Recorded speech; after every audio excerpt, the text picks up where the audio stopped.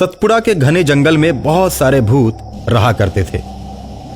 सुनने में तो ऐसा आता है उस जंगल में भूत ही पेड़ बनकर खड़े रहते हैं और जो भी इंसान उस पेड़ के पास जाता है पेड़ की शाखाएं बढ़ने लगती हैं और एक ही झटके में उसकी गर्दन दबोचकर मार देती हैं और उसके बाद उसका खून पी जाती हैं, जिसके डर से कोई भी इंसान उस जंगल में प्रवेश नहीं करता। जब बहुत दिन से इंसान जंगल में नहीं गए तो सभी पेड़ वाले भूत भूख से कराहने लगे और आपस में बात करने लगे। हम लोग अपनी भूख कैसे मिटाएं? भूतों के बीच एक अहंकारी भूत बोलता है, हम लोग गांव की तरफ जाकर अपने अपने तरीके से लोगों के मान से अपना भूख मिटाएंगे और उनके खून से अपनी प्यास बुझाएंगे।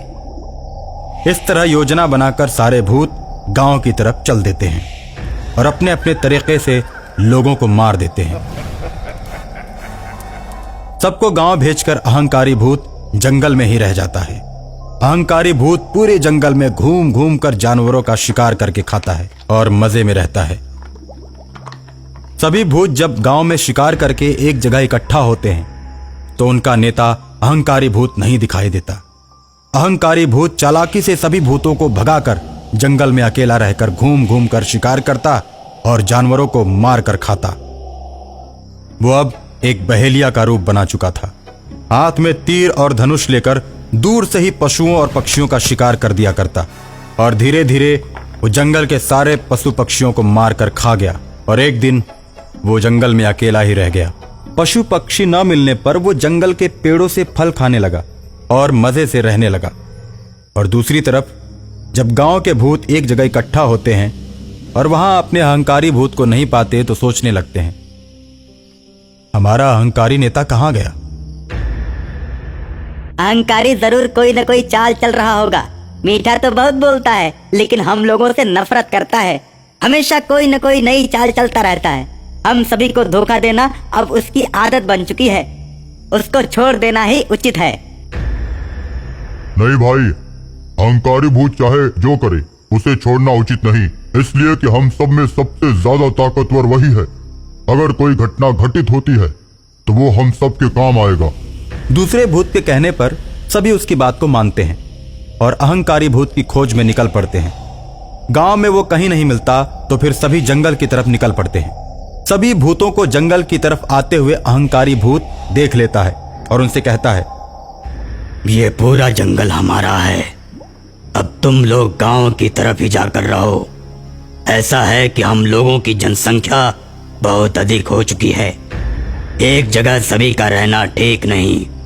तुम लोग भी अपना अपना गांव बांट लो और एक एक गांव में एक एक भूत हो जाओ।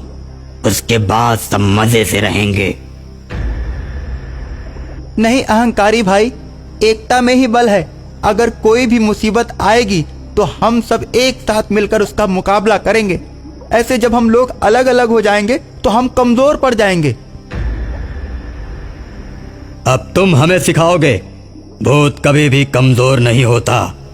हम लोगों की शक्तियों का कोई अंत नहीं। हम लोग अकेले ही इस दुनिया से काफी ज्यादा ताकतवर हैं। फिर मुसीबतों का सामना करने में डर कैसा? जैसी मुसीबत आएगी हम उसका सामना करेंगे। परेशानी आने पर हम एक हो जाएंगे। नहीं, आज हम तुम्हारा कहना नहीं मानेंगे। हम लोग तुम्हारे साथ ही रहेंगे।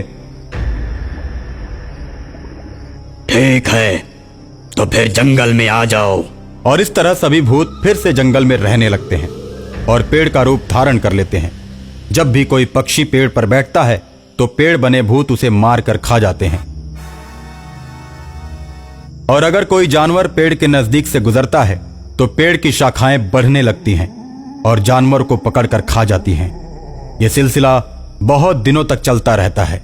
एक दिन अहंकारी भूत ने सोचा, मैं सभी भूतों को मारकर पूरे जंगल पर कब्जा कर लूं। ऐसा सोचकर अहंकारी भूत जंगल में आग लगा देता है। आग लगते ही जंगल के सारे पेड़ जलने लगते हैं। उन पेड़ों के साथ साथ भूत बने पेड़ भी आग में जल जाते हैं और इस तरह अहंकार से भरा हुआ भूत अपने सभी भाइयों को मार देता है और अकेला होकर पूरे जंगल पर एक छत्र राज करने लगता है।